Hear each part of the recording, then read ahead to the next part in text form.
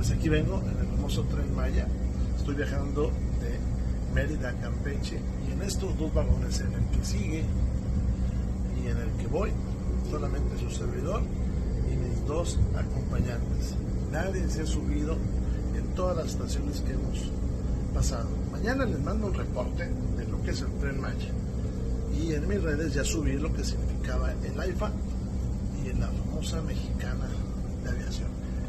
Aclaro, el personal es excelente, tratan muy bien a la gente, pero pues ya entiendo por qué el costo del servicio, de lo que vale el Tren Maya, es 25 veces mayor que sus ingresos. No viaja nadie.